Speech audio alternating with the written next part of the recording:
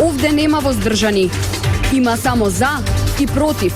Се отвараат деликатни прашања, а се бараат конкретни одговори. Кворум, политички магазин на радио Слободна Македонија. Добар ден, почитувани слушатели. Го слушате политичкиот магазин Кворум на радио Слободна Македонија. Јас сум Бојана Димитриевска, уредник и водител. Мој денешен гостин е најпознатиот твитерџија во Македонија и колумнист Богдан Илиевски. Почнуваме веднаш со разговорот, останете на оваа фреквенција. Кворум, политички магазин на радио Слободна Македонија.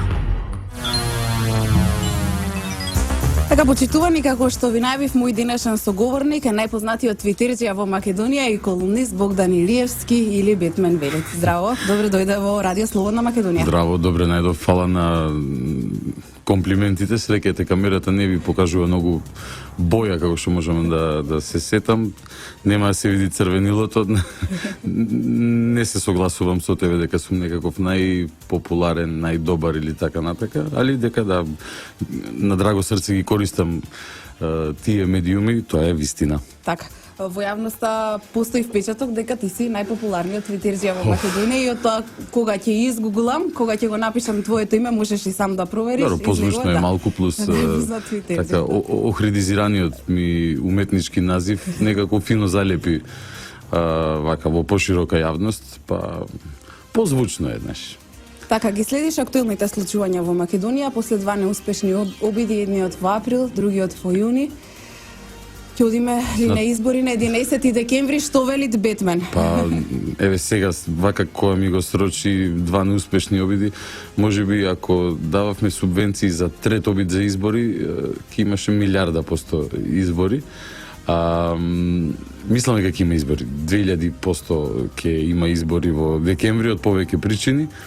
Една од причините е што се потрошија изговорите за одлагање на изборите, другата од причините е што на луѓето им е доста, третата од причините е што на опозицијата и треба ново собрание во кое што се надева дека ќе има поголема политичка моќ, односно владачката партија нема да има доминантно мнозинство и во една таква ситуација и со помалку претеници ти си во некаква лично за тебе подобра преговарашка позиција, односно може повеќе да условуваш, да уценуваш и да бараш нешто да ти се овозможи тебе отколку на другите. Периодот во меѓувреме беше имаше обид да се искористи, односно планот беше да се искористи, да се намали рейтингот на владеачката партија во корист на опонентите. Дали успеале или не знам, секој се ги чита своите анкети.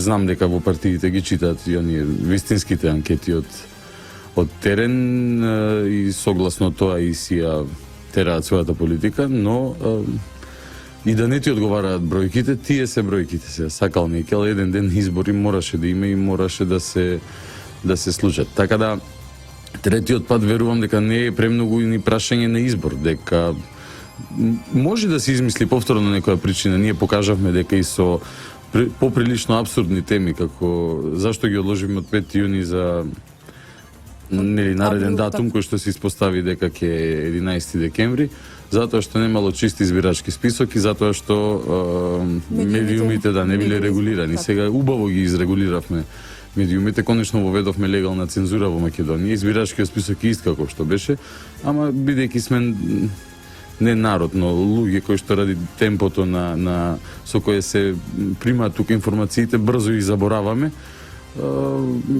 не се ни премногу придава внимание на тој дел, да се присетиме како беше кога се одлага изборите од јуни за во декември. Да, повторно може некој да пронајде апсурдна причина за нивно одлагање, еве нели.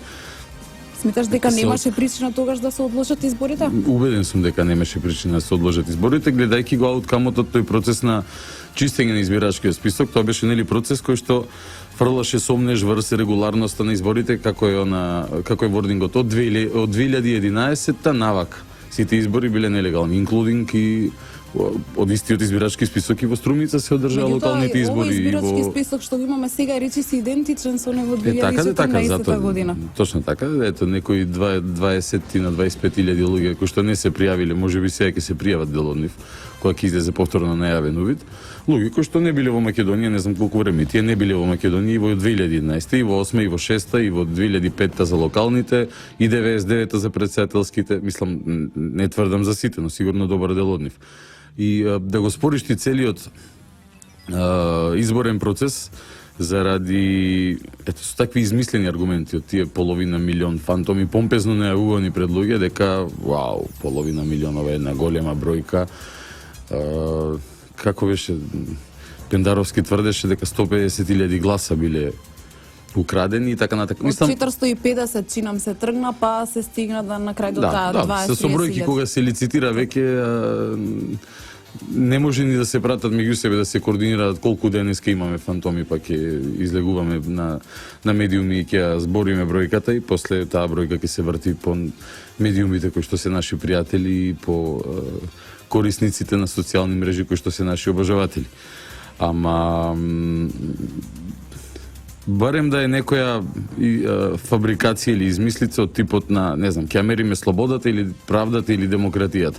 Такви поабстрактни поими кои што не се мерливи, него на филозофско ниво оди поимањето за нив. Што е слобода за мене и за тебе не е исто. Па тајде, тука нема слобода во Македонија, не може да спротиставиш мерлив контрааргумент, да може да му кажеш на човекот, ако 1000 пати на 1000 различни места кажеш дека нема слобода, тоа баш и не е немање слобода, него точно абсурдна потврда на спротивната теза на тоа. Но ова е мерливо. Половина милион фантоми, завршивме со 30.000 спорни записи, како тоа уметнички го кажуваат луѓето кои што се постручни за проблематиката. И да скратам, списокот не сум имал сомнеж во него дека не бил фингиран, односно дека бил коректен и добар. Многу подобар од првиот избирачки список, не знам, во ранните 90-ти години. Овој кој што сега ќе го имаме, веројатно ќе е подобар и од овој претходниот и така. Тоа е една тенденција постојано да видиме што подобро да си ги броиме луѓето кои што гласат. Ние имаме еден друг проблем во однос на броењето, немањето на попис, па сега утре ден може и тоа да се користи како причина за не можеме да имаме не знам, не е врзан избирачкиот список со пописот, of course. Врзан е со други работи и со причини стално може да се најдат. Дури многу поабсурдни од овие кои што сме ги чуле. Но убеден сум 2000% дека ќе има избори на 11 декември. Бидејќи на сите страни секој со своите мотиви влегува во политичката битка и на сите им е од интерес ова да има некаков епилог. Токму така со оглед на тоа што има огромно нетрпение меѓу луѓето, се гледа таа поделеност во општеството и мислам дека е време да се стави крај на оваа политичка криза и дека тоа е од интерес пред се на сите политички субјекти. Во твоите колумни често се осврнуваш и правиш предвидувања што би се случило. Што ќе гледаме до изборите? Еве ли може сега едно предвидување да направиме? Многу вака парапсихолошки, астролошки, али се шегував, предвидувања, очекувани потези, кои што секој човек кој што малку се ангажира и размислува што може да очекуваме на темата, може да изведе одредени заклучоци според шемата на одвивање на нештата на политичката сцена до сега. Еден рекапитулар да направиме на брзака. Во истите тие колумни, односно не само таму, сум пишувал кога започнаа протестите на шарената револуција, дека позади тоа стои политичко масло, дека е обид на опозицијата да го нагласи тој граѓански момент во Македонија кој што се случува и на кој што таа се приклучува.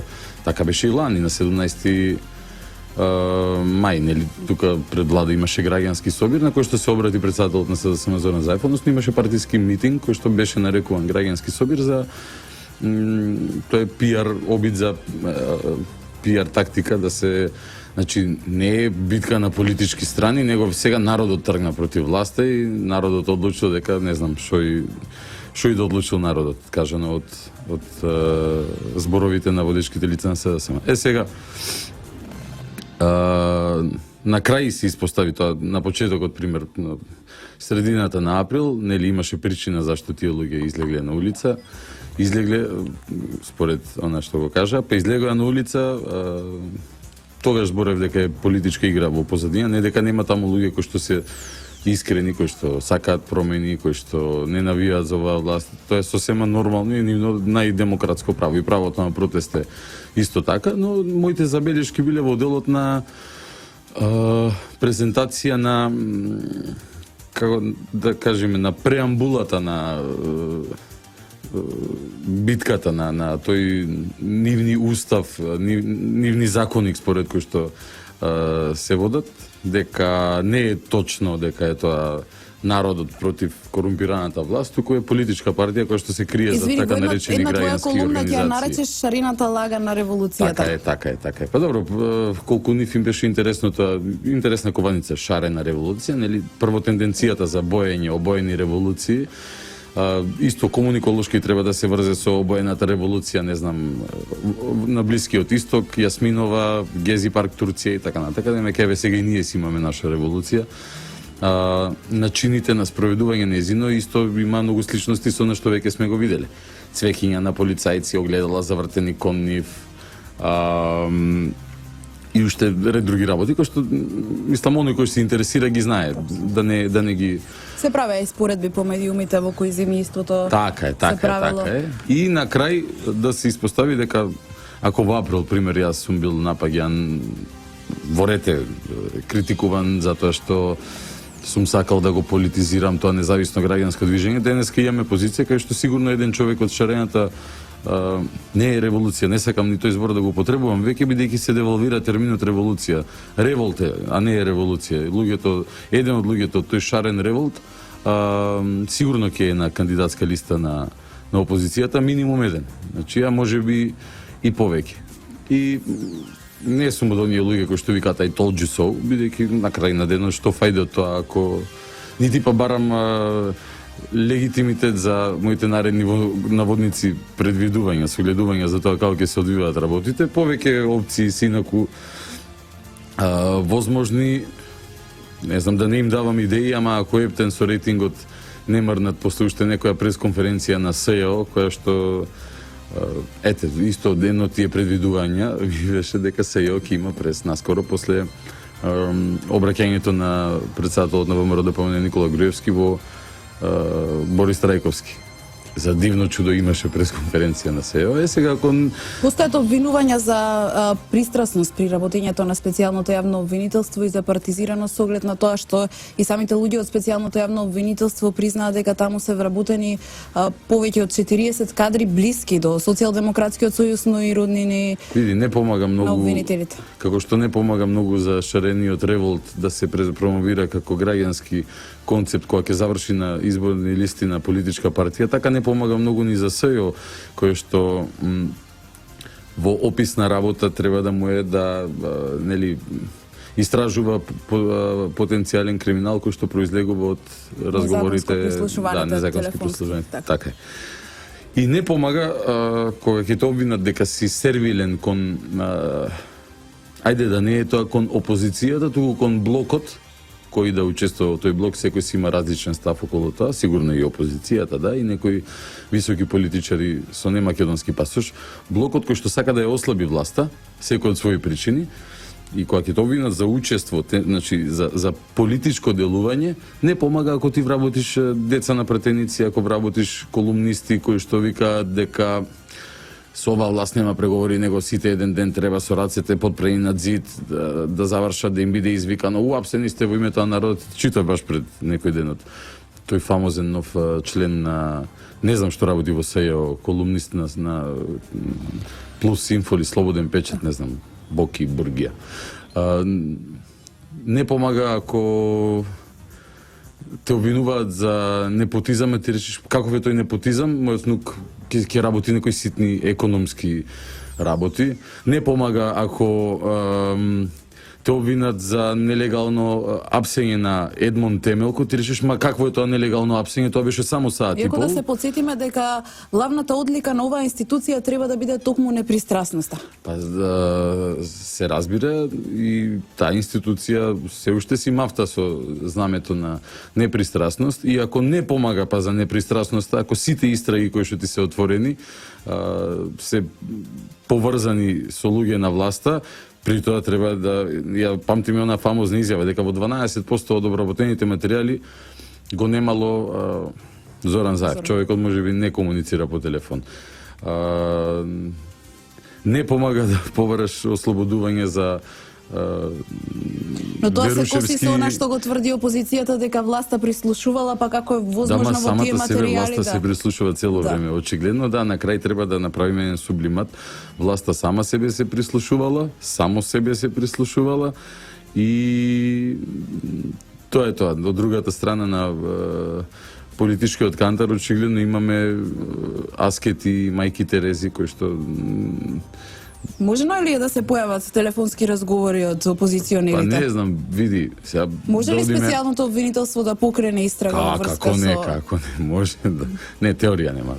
Може да покрене истрага чисто за да мислев дека ќе покрене некоја истрага со која што чисто ќе создаде алиби, дека ете не е дека ние само ја гониме власта, ние сме заинтересирани, го истражуваме генерално криминалот кој што произлегува бла бла бла од тие разговори. И некоја полајт варијанта да се обиде да се презентира како објективно, наспроти тоа на мое стварно големо чудење, тие продолжуваат по истиот начин, при тоа случаите кои ги отвараат, јас не сум правник за да ги ценам, меѓутоа им ја ценам нивната тежина вака како слушател. Случаите се, не знам, последната епизода беа обвинети, нели, поранешно министар за транспорт и врски и министерката за култура, случаи кои што во очи на јавноста паднаа за 40 минути. Толку време им требаше на луѓето од како заврши СЈО со пресконференцијата да се организираат, да ги земат документите за кои што ги обвинуваат и да ги покажат, да ги презентираат пред јавност. Што значи тоа? И плюс нели стандардното барање на мерки за обезбедување, нели, на Канчевска, Милевска и бараат да го остави пасошот да не ја напуштела земјата поради бидејќи обвинета за не знам што. Прво е многу глупаво да макар ја пласираш таа теза во јавност дека било кој министер 10 години е пример Канчевска, Милевска министер за култура, од она што го знаме е еден од министрите со најдобар рейтинг, впрочем и тоа што е таа единствена од првиот тим од 2006 ми се чини која што е на позицијата континуирано е доказ за и за незината работа и за незината репутација и реноме и кај водечките лица на партијата и кај меѓу народ. И сега ти таков човек да обвиниш дека ќе ја напуштал земјата бидејќи ти си го фатил него во криминал.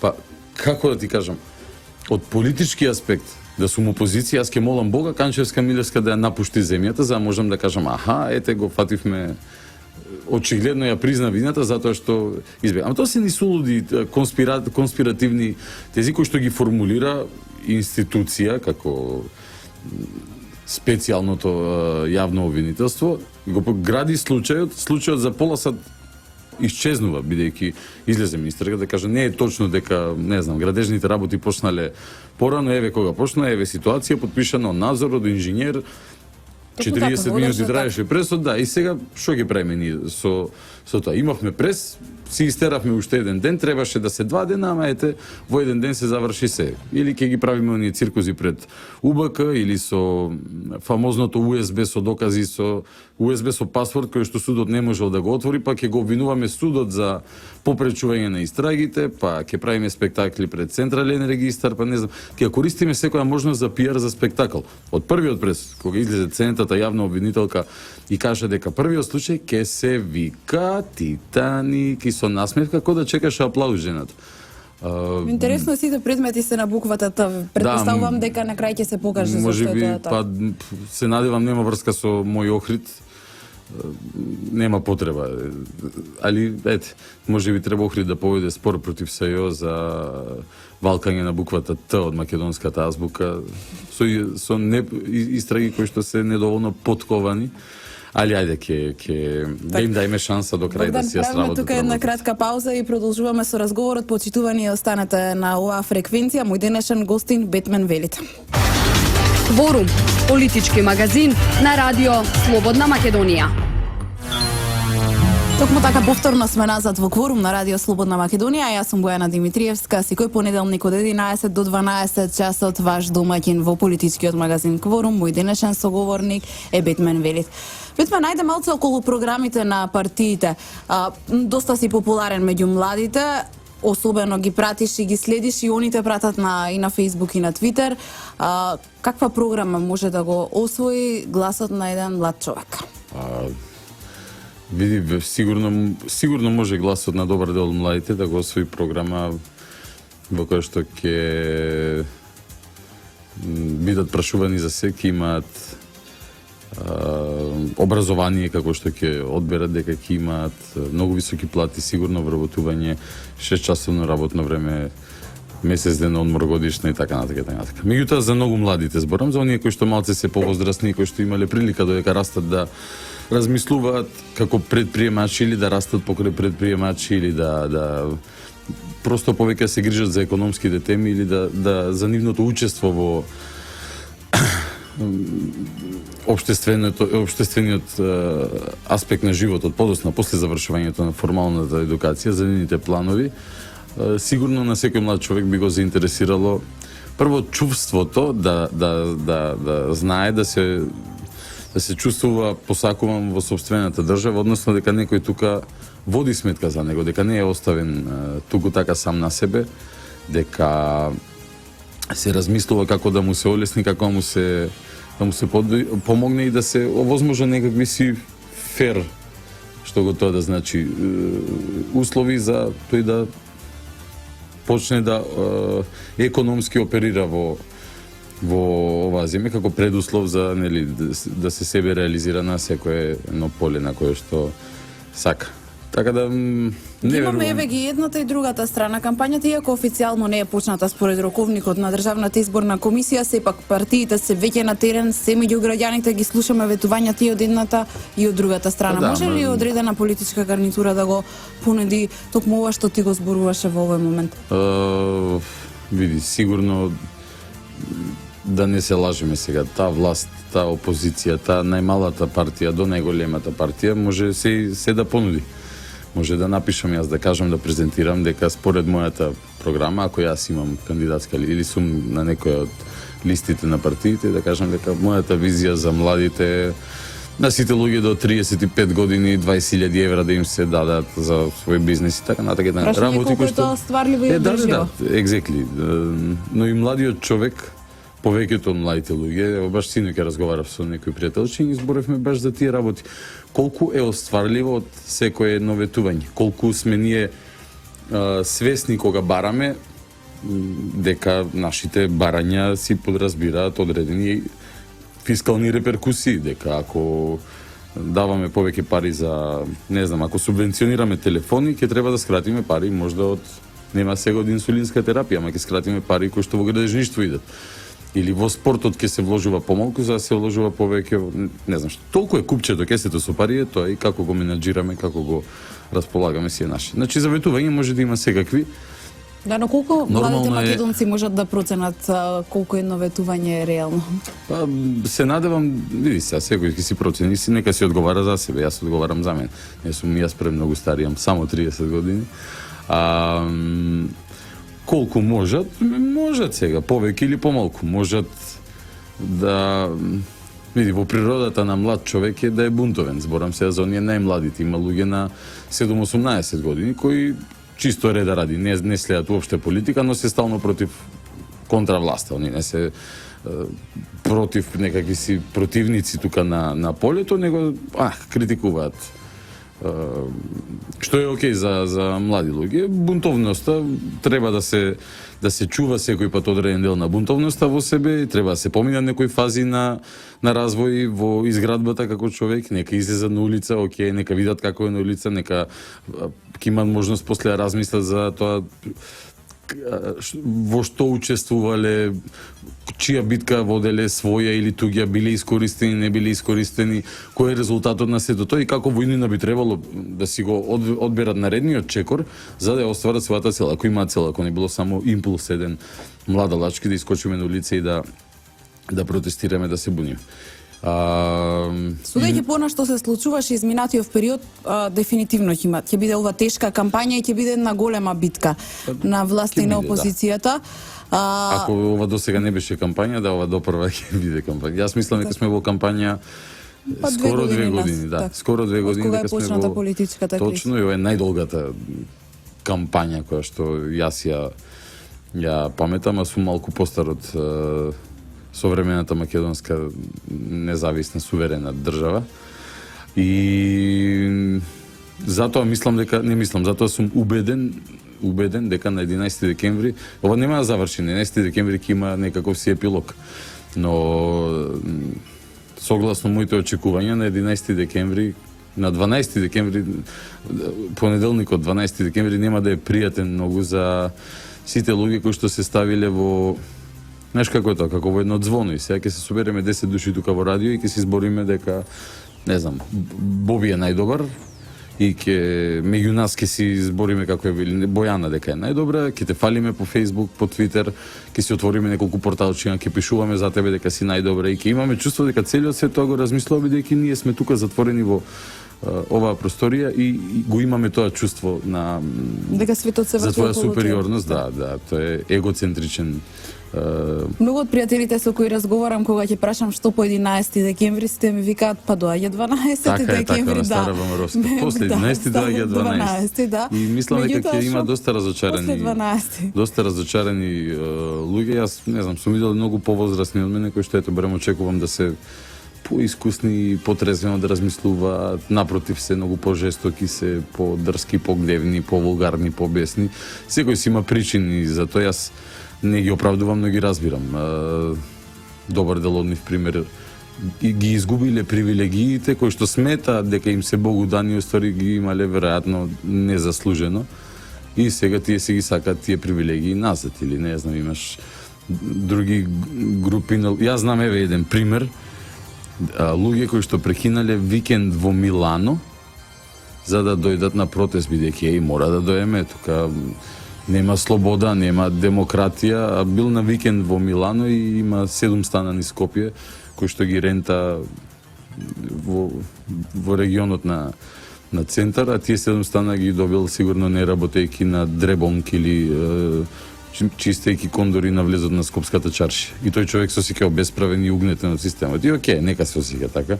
На крај на денот се работи за судир на два различни концепти. Не викам дека целата опозиција е полна со такви луѓе, но дека таквите луѓе ги има повеќе таму, ги има и биле шарени, зелени. Луѓе веќе се крујат листите за кандидати за пратеници.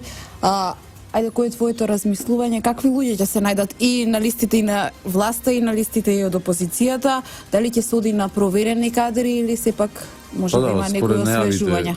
Според оние првични сигнали на највисокото раководство на ВМРО ДПМН, носители на листите ќе се проверени искусни, односно лица кои што оставиле зад себе и ќе можат да најдат и пред себе луѓе во кои што граѓаните веруваат, имаат доверба.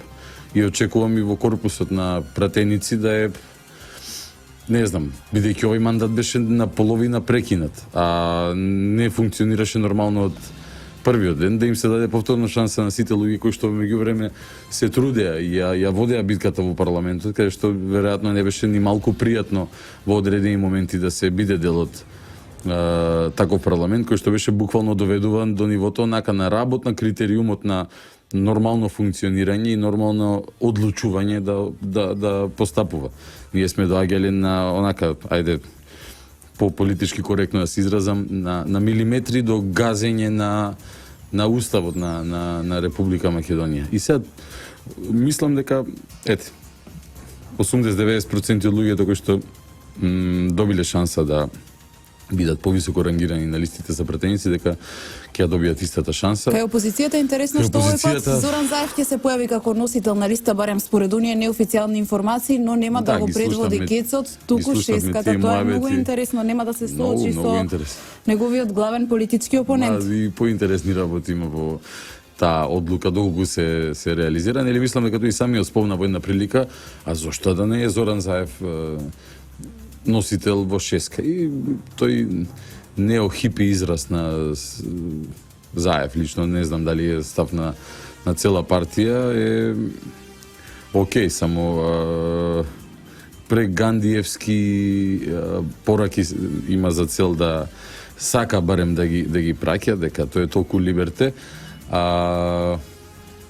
без да го земе предвид контекстот во кој што времето во кое што живееме, локацијата во која што се наоѓаме, случувањата кои што ги имаме сите и во многу рана и во малку подалечна меморија, бидејќи ако ти зборуваш за, не знам, јас сум либерал по душа, повеќе сум либерал него десничар по убедување, но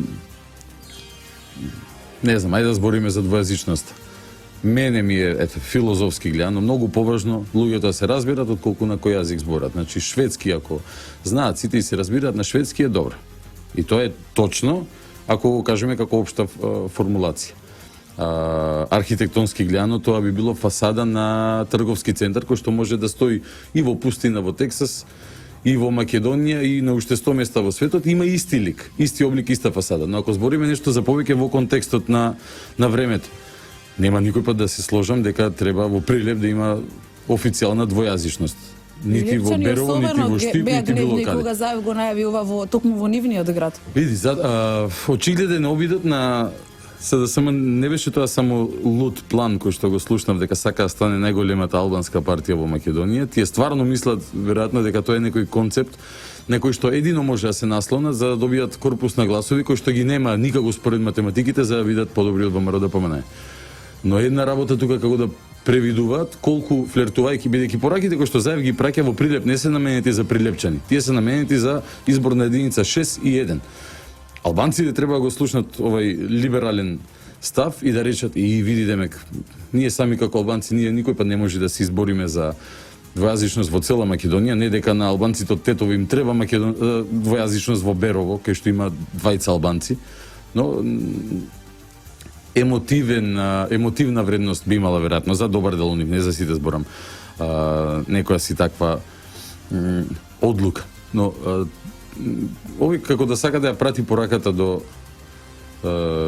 албанското гласачко тело, нели пред 2 дена пушти некоја анкета дека 4% од албанските гласачи би гласале за СДСМ. Ако нека гласаат. Ама колку македонски гласови ќе изгуби, не знам дали таа математика ја направиле до крај. Јас знам луѓе кои што пред година дена излегувале на улица 10 реда позади Зоран Заев и кои што си имаат своји причини зашто не се симпатизери на оваа власт, после тие изјави кои ги слушна, кои што не се апсолутно извлечени од контекст, самиот председател на СДСМ се потврди ден после фамозната изјава за рушење на табуата и за да се договориме во каква држава сакаме да живееме. Луѓе кои што навивале за опозицијата да кажат дека се не најсрекни со ставот кој што го зазела опозицијата, односно со начинот кој што го одбрала за да ја води битката за освојување на власта во Македонија. Мојот став ти ја кажав, да продолжам уште со малку филозофиранци, а зошто турчето во Штип да не може на свој јазик да учи флејта, кларинет? Па имаше каков пример одбрал пластичен шефот на опозицијата за објаснување со дете кој што учи музичко школо и солфеш не можело да учи зошто не можело да учи на својот мајчин јазик, без да го поставиме прашањето зошто дете во Прилеп не би го знаело македонскиот јазик. И така, не знам, со среќа нека име, не верувам воопшто дека имаат шанса да победат, односно сум убеден дека нема да победат и дека тие анкети од 4% албанци кои што би гласале за СДСМ се сега во моментот кога ќе застанат позади параванот, до сега барем праксата покажала дека некако не им се дава ни на албанците, па ни па на македонците. Секој на крај на денот се гласа за партија од својот етникум. Може би нечив план е во Македонија да има мултикулти македонско-албанска или не знам, широко малцинска партија, али повеќе сум одсигурен дека за тоа да се случи треба да се створат здрави предуслови, а не таквите коалиции и комбинаторики да бидат во функција на освојување власт и зафаќање фотели, туку навистина да постои некаков си искрен момент желба кај некои либерали кои што утре би работеле на тој концепт. Why not? Нека излезат, нека се пробаат, нека ја понудат својата идеја пред народот, можеби и ќе освојат власт. Кампањата, како што кажа, иако веќе не е официјално почната, но таа е започната и ќе биде се посилна како што се ближи времето до избори. Останува да видиме што ќе се случува и дали на 11 декември да видиме дали ќе се случува тоа што сме го предвиделе. Да. Да видиме дали на 11 декември ќе се стави крај на оваа политичка криза и дали на 12 граѓаните ќе почнат крај нема да се стави на кризата, живеат. само ќе има некаков си епилог, ќе има порака од народот дека да, ворете, пробавте што пробавте, ама како да ви кажам... Ја тоа го нарекувам мала оддишка. Да, некоја мала катарза ќе има кај одреден дел на луѓе, мора да има некое празнење од овој полнеж кој што постои. На крај на денот ќе треба да прифатиме дека како е она, демократијата не е најсовршениот систем кој што го знаеме, ама дајте ми боли и ќе идеме по него. Но во меѓувреме 11 ќе е стално поголемо од 10, дури тоа да се 11 88 годишни сенилни старци, а тие 10 да се 25 годишни доктори на науки, како што нели Брекзит кога се случи, така одеше правдањето. Старите им ја одзеле нината на младите и така натака, така натака.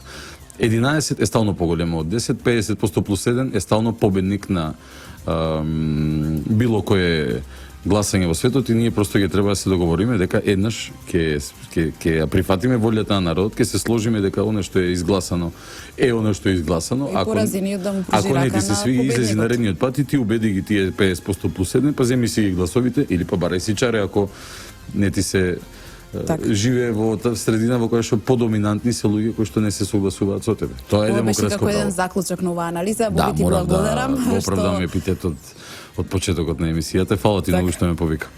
Ти благодарам што беше дел од Радио Слободна Македонија и од политичкиот магазин Кворум. Вам, почитувани слушатели, ви благодарам што бевте со нас во изминатиот час. Денеска е 24 ноември 2016 година. Октомври, да. 2016 година. Јас сум Бојана Димитриевска, уредник и водител на политичкиот магазин Кворум. Се слушаме повторно за 7 дена на истата фреквенција во исто време. Пријатно до слушање. Овде нема воздржани. Има само за и против. Се отвараат деликатни прашања, а се бараат конкретни одговори. Кворум, политички магазин на Радио Слободна Македонија.